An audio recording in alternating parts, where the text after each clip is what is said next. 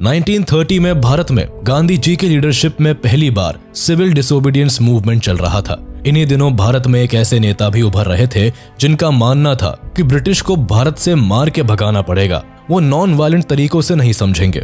ये कहना था हमारे महान फ्रीडम फाइटर सुभाष चंद्र बोस का, जिन्हें दुनिया नेताजी के नाम से बुलाती है। एक तरफ गांधी जी कहते थे कि मैं ब्रिटिश से भारत की आजादी अहिंसा पूर्वक मांग लूंगा, लेकिन वही नेताजी का मानना था कि मैं ब्रिटिश को भारत से निकाल कर दम लूंगा, भले ही इसके लिए मुझे हथियार क्यों न उठाना पड़े। 1947 में जब भारत आजाद हुआ तब पूरी दुनिया ने कहा कि महात्मा गांधी के अहिंसा की नीति ने देश को आजादी दिला दी, लेकिन ये आधा सत्य ही रहा, क्योंकि जब नेताजी की सेना INA पर ट्रायल्स शुरू किए गए तब पूरे भारत के सिपाहियों ने मिलकर आंदोलन कर दिया। भारत छोड़ो आंदोलन की सफलता के पीछे एकमात्र कारण ये था कि सारे सैनिकों ने इन आंदोलन को खत्म करने या कुचलने में ब्रिटिश सरकार की मदद नहीं की। अंग्रेज भारत में राज ही इसलिए कर पा रहे थे क्योंकि भारत के सिपाही उनकी मदद कर रहे थे। INA पर ट्रायल शुरू होने के बाद जब पुलिस और सिपाहियों ने खुद ही अंग्रेजों को धक्का देना शुरू कर दिया तो अंग्रेजों को भारत पर कंट्रोल करने में काफी दिक्कतें आने लगी। Former British Prime Minister Clement Attlee का कहना था कि भारत को आजादी सुभाष चंद्र बोस और उनकी सेना INA ने दिलाई थी, न कि महात्मा गांधी के नॉन वायलेंट मूवमेंट ने। उन्होंने ये बात 1956 के बंगाल के दौरे पर वेस्ट बंगाल के गवर्नर जस्टिस PB चक्रवर्ती से कही थी। उनका कहना था कि नेताजी की मिलिट्री एक्टिविटीज के कारण British Indian army and navy के बीच ब्रिटिश राज के प्रति वफादारी काफी कम हो गई थी, जिसकी वजह से ब्रिटिशर्स इंडिया में पैनिक हो गए थे और उन्हें भारत को छोड़ना पड़ा। नेताजी लंबे समय तक कांग्रेस के साथ रहे, लेकिन उन्होंने भारत की आजादी की लड़ाई की तस्वीर में असली रंग तब भरे जब उन्होंने भारत छोड़ा और खुद आजाद हिंद फौज को तैयार किया। नेताजी के तैयार किए गए चंद सिपाहियों की वीरता और बलिदान ने पूरे भारत के सिपाहियों के दिल में देश प्रेम की लहर जगा दी। INA का ट्रायल्स एक ऐसा तूफान बना जिसकी चपेट में अंग्रेजी सरकार इस कदर फंसी कि उन्हें भारत को अलविदा कहना पड़ा।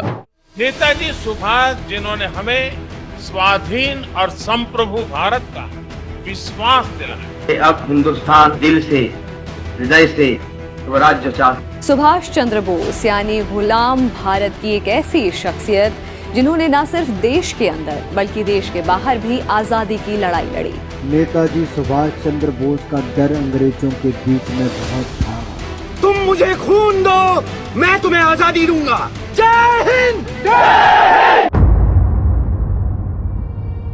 1897 वो वक्त था जब भारत ब्रिटिशर्स के राज तले दबा जा रहा था। दिन पर दिन लोगों का पेशेंस और कंडीशन दम तोड़ रहा था और इसी बीच भारत में फेमाइन का दौर भी देखने को मिला। इस फेमाइन के चलते करीब 69.5 मिलियन लोग अफेक्ट हुए और लाखों लोगों ने भूख से दम तोड़ दिया। लेकिन ब्रिटिशर्स को भारत या यहाँ के लोगों की कंडीशन से रत्ती भर भी फर्क नहीं पड़ता था। इसी साल भारत में एक ऐसे शख्स ने जन्म लिया जो इन अंग्रेजों को इनकी सही जगह दिखाने में कामयाब रहे। 23 जनवरी 1897 वो दिन था जब कटक ओडिशा में सुभाष चंद्र बोस का जन्म एक बंगाली फैमिली में हुआ। इनके पिता जानकी नाथ बोस एक बड़े लॉयर थे जो ब्रिटिश सरकार के लिए काम करते थे और इनकी माँ एक गृहिणी थी।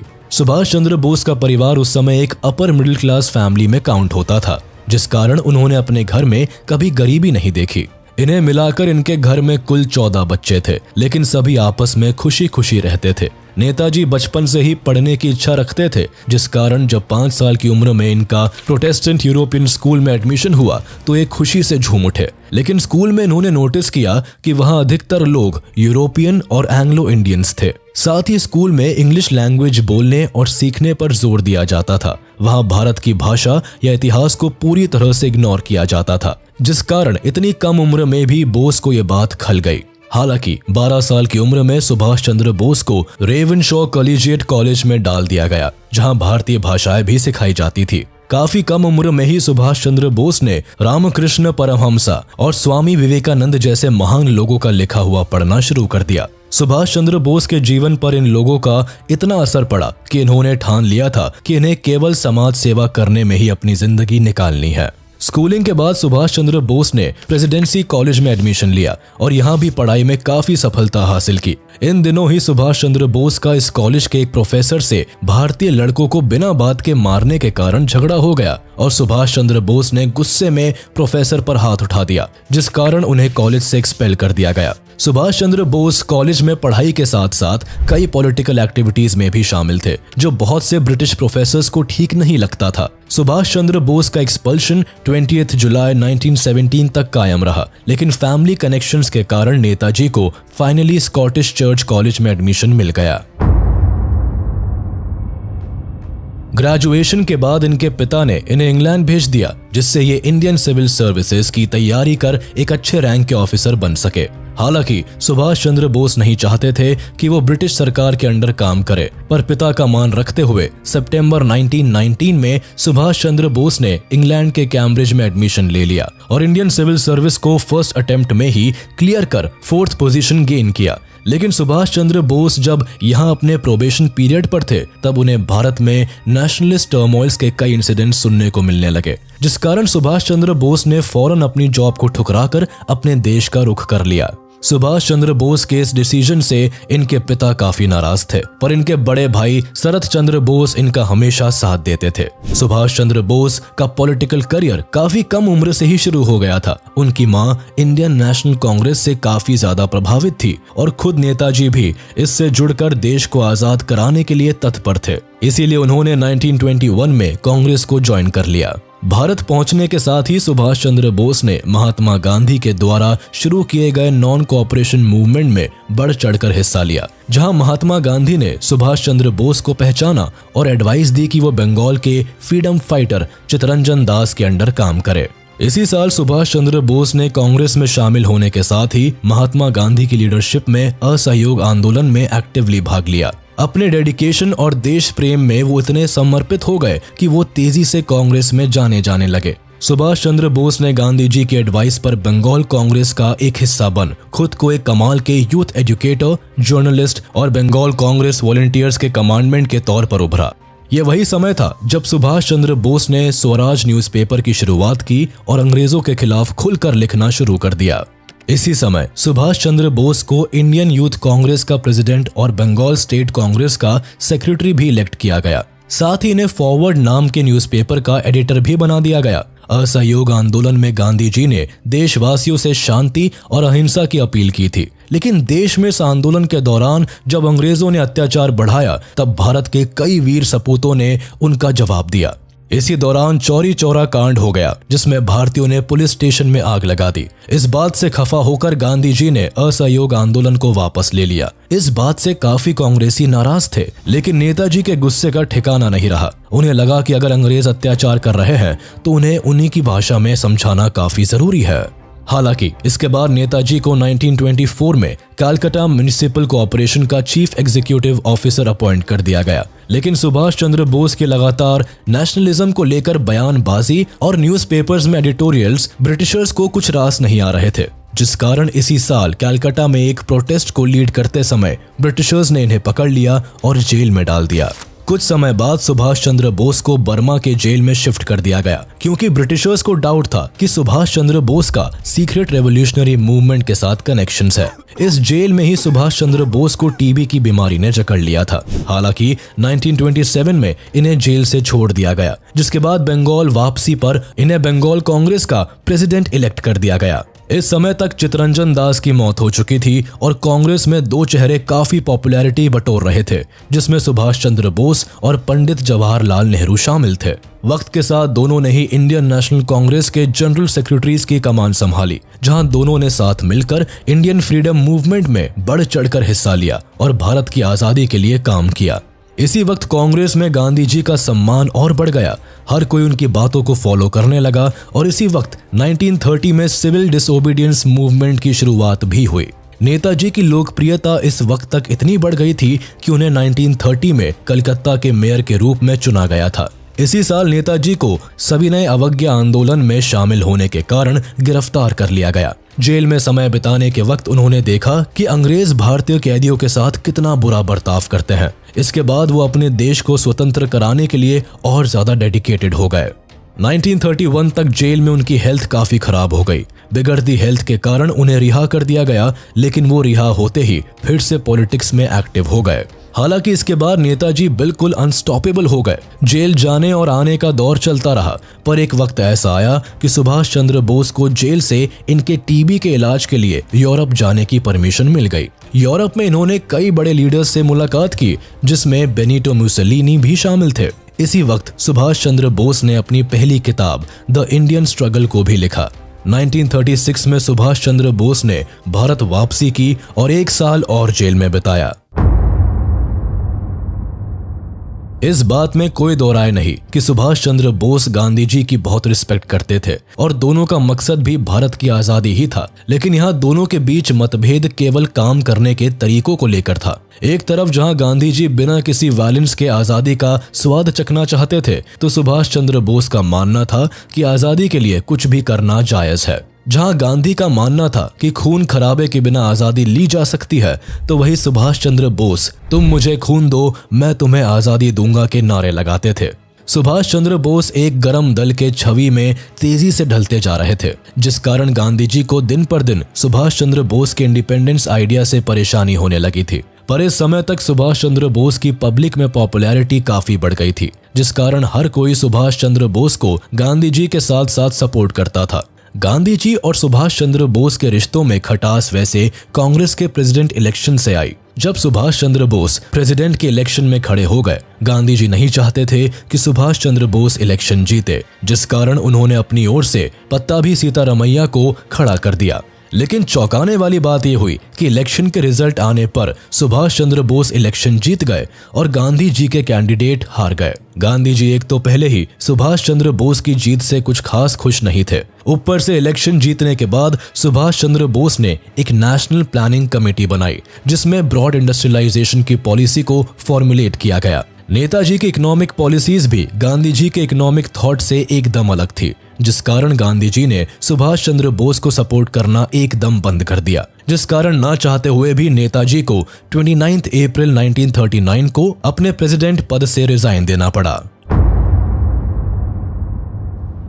कांग्रेस से रिजाइन देने के बाद नेताजी को समझ आ गया था कि वो अब गांधी जी के साथ और काम नहीं कर पाएंगे, जिस कारण उन्होंने फॉरवर्ड ब्लॉक का फॉर्मेशन किया। फॉरवर्ड ब्लॉक एक left wing nationalist political party थी, जो सुभाष चंद्र बोस के इंडिपेंडेंस आइडियाज पर काम करती थी। इस पार्टी में मेनली गरम दल के लोगों ने बढ़ चढ़कर हिस्सा लिया था, खासकर साउथ इंडिया के लीडर्स ने, जिसमें खासकर उकिरापंडी मुथुरा मलिंगा थेवर शामिल थे, जो तमिलनाडु के एक बड़े लीडर थे। सभी बड़े लीडर्स ने मिलकर काफी सपोर्ट दिखाया और कांग्रेस को छोड़कर सुभाष चंद्र बोस को ज्वाइन कर लिया। सुभाष चंद्र बोस ने अपनी पार्टी के साथ मिलकर अंग्रेजों के खिलाफ कई छोटे बड़े प्रोटेस्ट किए, जिस कारण ब्रिटिश सरकार ने 1940 में एक बार फिर सुभाष चंद्र बोस को जेल में डाल दिया। लेकिन इस बार सुभाष चंद्र बोस ने जेल में भूख हड़ताल कर दी, जिस कारण ब्रिटिश सरकार ने इन्हें जेल से रिहा कर हाउस अरेस्ट में डाल दिया, जहां ब्रिटिश हुकूमत में काम करने वाले पुलिस ऑफिशियल्स ने उन पर दिन रात नजर रखनी शुरू कर दी।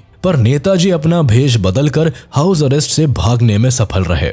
हालांकि नेताजी का यहाँ से भागना आसान नहीं था, इसीलिए उन्होंने अपने अरेस्ट के दौरान ब्रिटिश गार्ड से मिलना बंद कर दिया। उन्होंने खबर भिजवाई कि वो कुछ टाइम सॉल्टिट्यूड में बिताना चाहते हैं। ब्रिटिश गार्ड्स को इस बात से काफी राहत मिली, लेकिन सच तो ये था कि इस दौरान नेताजी अपनी दाढ़ी मूंछ बढ़ा रहे थे, जिससे कि वो यहाँ से भाग सके। फाइनली 17 जनवरी की रात को नेताजी अपने भतीजे शिशिर बोस के साथ पठानी सूट पहनकर अपने घर से निकल गए। ये लिबास और रूप लेना नेताजी के लिए काफी जरूरी था, जिससे कि वो पहचान में ना आ सके और जब वो अफगानिस्तान में एंटर करे तो वो उन्हीं लोगों की तरह दिखे। नेताजी का प्लान था कि वो अफगानिस्तान और मॉस्को को पार करते हुए जर्मनी पहुंच जाएंगे और हिटलर की मदद से ब्रिटिश को भारत से उखाड़ फेंकेंगे।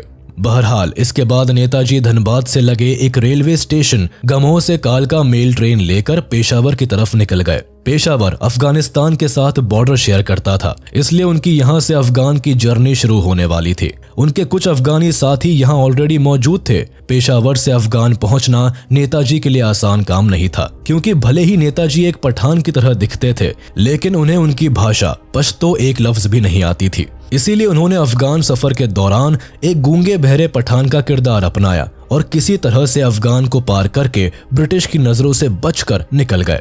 इस दौरान नेताजी ने पठानी रूप अपनाया था और जियाउद्दीन नाम से अफगान में ट्रैवल किया। इसके बाद अफगानिस्तान के रास्ते मॉस्को आने के लिए भी उन्होंने एक इटालियन आदमी का भेष बनाया और नकली पासपोर्ट का सहारा लेकर मॉस्को पहुंचे। मॉस्को आने के लिए उन्होंने एक नए नाम काउंट ऑरलैंडो मज्जोटा का इस्तेमाल किया, जिससे कि रूस में उनकी एंट्री आराम से हो जाए। दरअसल सुभाष चंद्र बोस जानते थे कि ब्रिटिशर्स की हुकूमत से अगर जान छुड़ानी है तो कुछ बड़ा करना होगा। छोटे मोटे प्रोटेस्ट से कुछ नहीं होने वाला, और इस समय तक उनके पास कांग्रेस और गांधी जी का साथ भी नहीं था, जिस कारण सुभाष चंद्र बोस ने पहले सोवियत यूनियन से मदद लेने के बारे में सोचा। लेकिन सुभाष चंद्र बोस जब तक अपने प्लान्स को सफल कर पाते, वर्ल्ड वॉर 2 के चलते सोवियत यूनियन अलाइड फोर्सेस का हाथ थाम लेता है। अलाइड पावर्स में ब्रिटेन, यूनाइटेड स्टेट्स और सोवियत यूनियन शामिल थे। यानी अब सोवियत यूनियन कम से कम यूके के खिलाफ तो कोई एक्शन नहीं लेता, जिस कारण सुभाष चंद्र बोस ने एक्सेस यानी जर्मनी, इटली और जापान में से जर्मनी से मदद मांगने का सोचा और हिटलर से मुलाकात करने जर्मनी पहुंच गए। मॉस्को के बाद रोम और फिर रोम से सफर तय करते हुए नेताजी हिटलर से मदद की उम्मीद लेकर नाजी जर्मनी में दाखिल हुए। जर्मनी पहुंचकर नेताजी एडम वॉन ट्रॉटज़ुसॉल्स की मदद से स्पेशल ब्यूरो ऑफ इंडिया से अटैच्ड हो गए। एडम वॉन ही वो शख्स थे जो German sponsored Azad Hind radio की ब्रॉडकास्टिंग के लिए रिस्पॉन्सिबल थे। बर्लिन में नेताजी के साथ बाकी के इंडियंस ने मिलकर German sponsored Azad Hind radio पर रेगुलर ब्रॉडकास्ट करना शुरू कर दिया, और यही वो वक्त था जब सुभाष चंद्र बोस को इंडियन लीजन और स्पेशल ब्यूरो ऑफ इंडिया ने मिलकर नेताजी के टाइटल से सम्मानित किया। बर्लिन में ही नेताजी ने फ्री इंडिया सेंटर की स्थापना की और इंडियन प्रिजनर्स ऑफ वॉर से भारतीय सेना बनाई, जो एक्सिस फोर्सेस द्वारा कब्जा किए जाने से पहले उत्तरी अफ्रीका में अंग्रेजों के लिए लड़े थे।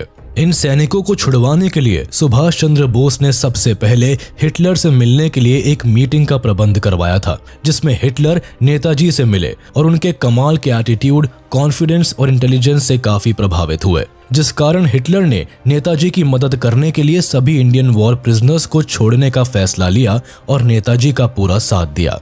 छोड़े गए सोल्जर्स की संख्या करीब 4500 के आसपास थी, यानी अच्छी खासी संख्या में अब सुभाष चंद्र बोस के पास उनका साथ देने के लिए लोग मौजूद थे।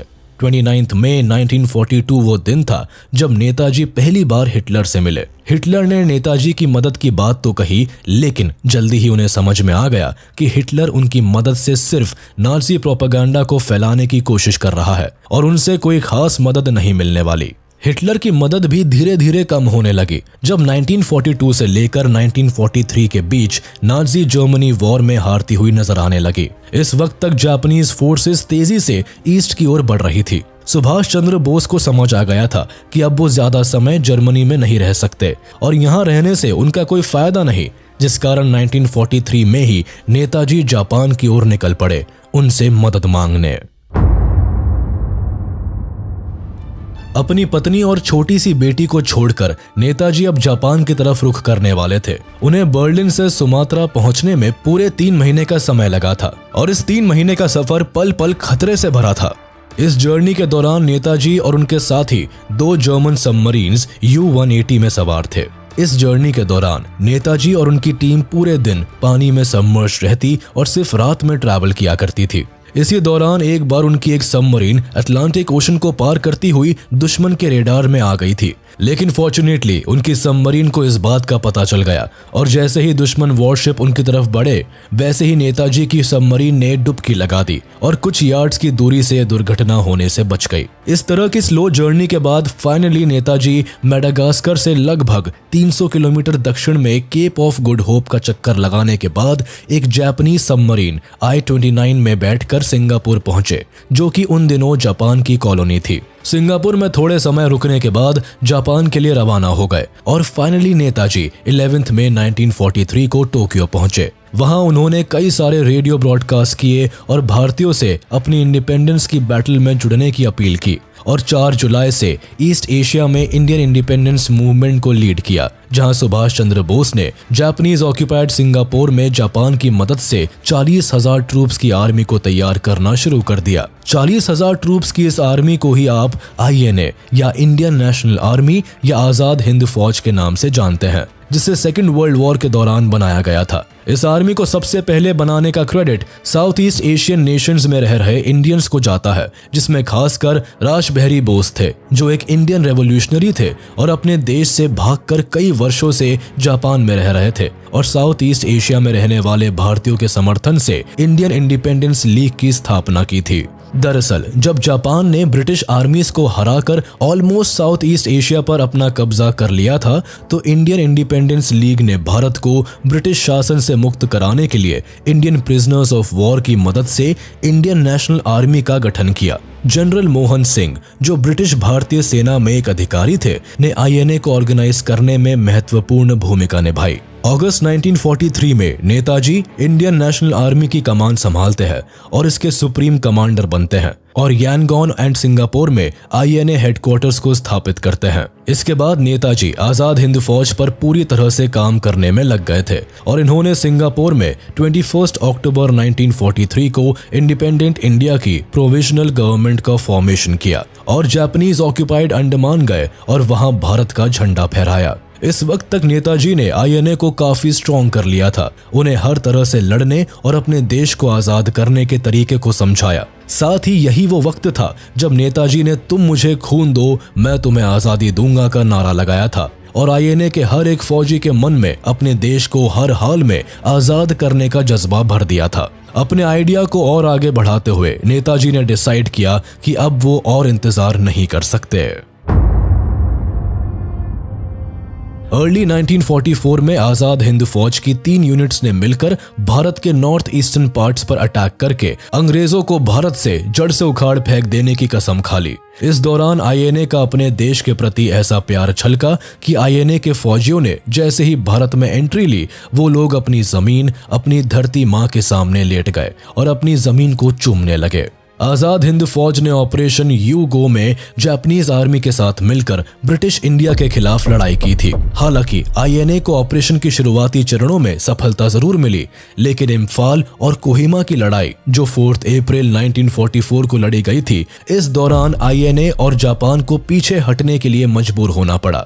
इस युद्ध में जापान और INA को सम्मिलित रूप से एक बड़ी हार का सामना करना पड़ा। हालांकि इस वक्त भी INA हार नहीं मानती, लेकिन उनके सारे सप्लाई चेन काटे जा चुके थे। ऊपर से होती बारिश और जंगलों में छुपकर युद्ध करने से INA के सोल्जर्स काफी थक चुके थे। एक तरफ ब्रिटिश की माइटी सेना, उनके एडवांस वेपन्स, एयरक्राफ्ट थे और दूसरी तरफ थकी भूखी कैदियों की सेना जो कि अपनी गन से लड़ रही थी। वो सिर्फ अपने आत्मबल के सहारे और कितनी देर तक टिक पाते। ऐसी एक्सट्रीम कंडीशंस में INA को हथियार डालने पड़े। इसके बाद जापानीज ने उनके कई सोल्जर्स विंग्स को डिसबैंड कर दिया ताकि बचे हुए खाने पीने के सामान पर जापानीज सैनिकों का कब्जा हो जाए। हालांकि नेताजी को विश्वास था कि आजाद हिंद फौज ब्रिटिश सरकार के खिलाफ लड़कर उनकी जड़ों को कमजोर कर सकती है और हुआ भी ऐसा ही। भले ही सुभाष चंद्र बोस की आर्मी जीत ना पाई हो, लेकिन इनके इस अटेम्प्ट ने भारत के हर एक यूथ के दिलो दिमाग में अपने देश को आजाद करने का ऐसा जुनून पैदा किया कि उन्होंने सामने से अंग्रेजों को चुनौती देनी शुरू कर दी। इवन वीर भगत सिंह भी उन्हीं कुछ यंगस्टर्स में से एक थे जो सुभाष चंद्र बोस के भाषणों और उनके देश के प्रति प्यार को देखकर उनसे इंस्पायर हुए। आजाद हिंद फौज के दिल्ली चलो और जय हिंद जैसे नारों ने भारत के जवानों में दम भर दिया और उन्होंने जगह जगह प्रोटेस्ट करने शुरू कर दिए। कुल मिलाकर पूरे देश में अपने देश को आजाद करने की एक लहर दौड़ गई, जिसका क्रेडिट नेताजी के हिस्से जाता ही जाता है। INA में एक अनोखी चीज ये भी देखी गई कि नेताजी ने अपनी आर्मी में महिलाओं की भी एक रेजिमेंट को बनवाया। इस रेजिमेंट को कैप्टन लक्ष्मी स्वामीनाथन के द्वारा कमांड किया जाता था एंड इस रेजिमेंट का नाम भी रानी झांसी रेजिमेंट रखा गया। सुभाष चंद्र बोस न किसी धर्म में भेद करते थे, न ही जात पात में। वो तो बस समाज सेवा में ही अपना विश्वास रखते थे और शायद इसलिए जिन्ना जैसे इंसान ने भी नेताजी को आजाद भारत के पहले PM के रूप में स्वीकार करने पर सहमति जताई थी। वैसे INA के हारने के साथ ही वर्ल्ड वॉर 2 में जापान की हालत भी खस्ता होती नजर आ रही थी और तभी जापान ने अमेरिका के पर्ल हार्बर पर अटैक कर दिया, जिसका नतीजा ये निकला कि अमेरिका ने वर्ल्ड वॉर 2 में पार्टिसिपेट कर एलाइड पावर्स का हाथ थाम लिया और जापान के खिलाफ जंग का ऐलान कर दिया। इस दुश्मनी का अंत जापान के हिरोशिमा और नागासाकी आइलैंड पर न्यूक्लियर अटैक के साथ हुआ, जिसमें जापान बुरी तरह से टूट गया, जिसके बाद जापान ने अपने सरेंडर का ऐलान कर दिया। सेकेंड वर्ल्ड वॉर हारने के बाद आईएनए को भी अपनी एक्टिविटीज पर रोक लगानी पड़ी, जिस कारण नेताजी का अब जापान में कोई काम नहीं था। सुभाष चंद्र बोस ने सोच लिया कि अब वो मंचूरिया के लिए रवाना होंगे। हुआ भी कुछ ऐसा ही। 18 अगस्त 1945 में नेताजी ने ताइपे, ताइवान से एक प्लेन में अपना आखिरी सफर तय किया। आखिरी क्योंकि इससे पहले ये प्लेन अपनी डेस्टिनेशन पर पहुंचता, प्लेन का एक धमाकेदार एक्सीडेंट हुआ और प्लेन क्रैश हो गया, जिसके बाद खबर आई कि सुभाष चंद्र बोस अब नहीं रहे। क्रैश में उन्हें काफी बर्न इंजरीज हुई, जिस कारण अगस्त 1945 में सुभाष चंद्र बोस ने ताइवान के एक हॉस्पिटल में अपनी आखिरी सांस ली और हमेशा के लिए दुनिया को अलविदा कह दिया। नेताजी की डेथ को लेकर हमेशा लोगों में कंट्रोवर्सीज रही। कुछ लोगों का मानना था कि सुभाष चंद्र बोस कभी प्लेन क्रैश में मरे ही नहीं, बल्कि वो केवल ब्रिटिश सरकार को चकमा देने का एक रास्ता था, यानी वो इस फेक प्लेन क्रैश के बहाने अपनी मौत को दिखाकर चुपचाप सीक्रेटली भारत के इंडिपेंडेंस के लिए काम करते रहे। तो वही कुछ लोग ये भी मानते रहे कि नेताजी आने वाली इंडियन गवर्नमेंट और पॉलिटिकल पावर्स के लिए एक थ्रेट बन गए थे, जिस कारण उनका असैसिनेशन करवा दिया गया था। वही कुछ लोग अपनी थ्योरी बनाते हुए बताते हैं कि नेताजी को कैप्टिविटी में रखा गया, जिसके पीछे सोवियत यूनियन या जापान सरकार का हाथ था और उन्हें कभी इस कैद से रिहा नहीं किया गया। इसके अलावा लोग इन्हें गुमनामी बाबा के नाम से भी जानते हैं। कई लोग मानते थे कि सुभाष चंद्र बोस अब गुमनामी बाबा बनकर उत्तर प्रदेश के फैजाबाद में रहने लगे हैं। देखा जाए तो यही नहीं, बल्कि इसके अलावा भी कई कॉन्स्पिरेसी थ्योरीज नेताजी की मौत के साथ जुड़ी हैं। हर कोई उनकी मौत को लेकर एक अपनी कहानी बनाए बैठा है, लेकिन किसी को इन सभी थ्योरीज की असलियत का कुछ पता नहीं। इस कारण कभी कोई पूरे कॉन्फिडेंस के साथ सुभाष चंद्र बोस की मौत को लेकर दावा कर ही नहीं पाया। कुल मिलाकर लोग नेताजी की मौत को स्वीकार करना ही नहीं चाहते थे। नेताजी भले ही भारत की आजादी को नहीं देख पाए, लेकिन आजाद भारत के हर एक आजाद व्यक्ति के दिल में नेताजी के लिए सम्मान और प्यार हमेशा रहा। देश के लिए लड़ते लड़ते नेताजी खुद तो गुमनामियों के अंधेरे में गुम गए, लेकिन आजादी की जो मशाल उन्होंने जलाई, उसकी लौ ने पूरे भारत में एक ऐसी आग लगाई जिसकी लपटों में ब्रिटिश साम्राज्य आ गया। नेताजी की आईएनए पर जब ब्रिटिश सरकार ने ट्रायल शुरू किया तो पूरे भारत के सिपाहियों ने मिलकर आंदोलन कर दिया। भारत छोड़ो आंदोलन की सफलता के पीछे एकमात्र कारण यह था कि सारे सैनिकों ने इन आंदोलन को खत्म करने या कुचलने में ब्रिटिश सरकार की मदद नहीं की। ब्रिटिश भारत में रूल ही सिर्फ इसलिए कर पा रहे थे क्योंकि उनके पास यहाँ का सैन्य बल मौजूद था। लेकिन नेताजी के तैयार किए गए चंद सिपाहियों की वीरता और बलिदान ने पूरे भारत के सिपाहियों के दिल में देश प्रेम की लहर जगा दी। इस ट्रायल में ब्रिटिश इंडियन आर्मी के कई हजार सिपाहियों ने आईएनए को अपना समर्थन दिया और उनके ट्रायल्स पर अपना गुस्सा जाहिर किया। देखते ही देखते पूरे देश के लोगों में ये बात फैल गई कि ब्रिटिश हमारे देश के सैनिकों को किसी भी झूठे आरोप में फंसाकर टॉर्चर कर रहे हैं। बस इसके बाद क्या था, पूरे देश के लोग जहां तहां आंदोलन करने लगे और आईएनए के सिपाहियों को पूरे देश से सिंपैथी मिलने लगी।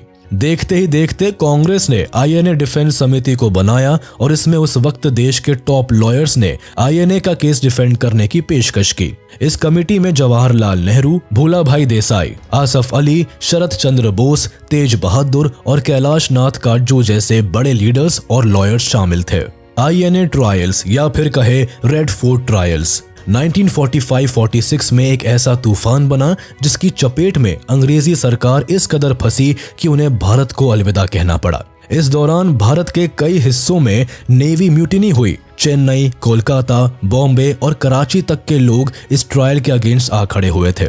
दरअसल जब ब्रिटिश विश्व युद्ध से बाहर निकले तब उन्होंने आईएनए के कई सोल्जर्स पर कोर्ट मार्शल कर दिया। उन पर अलग अलग केस फाइल किए और झूठे आरोपों में फंसाया गया। अंग्रेजों का यह भी कहना था कि विश्व युद्ध के दौरान कई सारे ब्रिटिश इंडियन सोल्जर्स ने भी आईएनए ज्वाइन कर लिया था, जो कि ब्रिटिश क्राउन के साथ गद्दारी थी। इस पर पूरे भारत के लोग और सोल्जर्स उनके खिलाफ खड़े हो गए। ब्रिटिशर्स ने सोचा था कि इन सिपाहियों को सजा देकर वो भारत में एक मिसाल पैदा कर देंगे, जिससे कि आगे की भविष्य में कोई ब्रिटिश क्राउन के अगेंस्ट खड़े होने की हिम्मत ना कर सके। लेकिन उनकी ये स्ट्रैटेजी उनके अगेंस्ट ही काम कर गई। इस ट्रायल के दौरान पूरा भारत आईएनए के सोल्जर्स के साथ सिंपैथाइज करने लगा। भारत के लोग आईएनए ज्वाइन करने लगे। जहां तहां प्रोटेस्ट शुरू हो गए। कई जगह पर राइट्स हुए और अंग्रेजी अफसरों को भगाया जाने लगा। इस ट्रायल में भारत के 3 बड़े सिपाही कैप्टन शाहनवाज खान, कैप्टन प्रेम कुमार सहगल और लेफ्टिनेंट गुरबख्श सिंह ढिल्लों का नाम शामिल था। इनमें से एक मुस्लिम, दूसरा सिख और तीसरे ऑफिसर हिंदू थे, जिसकी वजह से पूरा भारत ही एकजुट होकर इनके साथ आ खड़ा हुआ। जिस ट्रायल को अंग्रेज अपनी जीत मान रहे थे, वही ट्रायल अब उनकी जान का दुश्मन बन गया था। आईएनए ऑफिसर्स के साथ जब कांग्रेस आईएनए डिफेंडिंग कमेटी भी आ खड़ी हुई, तब देश में पॉलिटिकल डिफरेंसेस भी ब्लर हो गए और पूरा देश एकजुट होकर इनके साथ आ खड़ा हुआ। इतने बड़े और यूनिफाइड लेवल पर हुए आंदोलन से ब्रिटिशर्स घबरा उठे। कहने को तो अब नेताजी किसी भी अखबार की सुर्खियों में नहीं रहे, ना ही किसी संगठन का निर्माण किया जिससे कि भारत को आजादी मिल जाए, लेकिन उनकी बनाई सेना और सोच ने भारत में ब्रिटिश की जड़ें हिला दी और जल्दी ही भारत को 1947 में अंग्रेजी सरकार से मुक्ति मिल गई।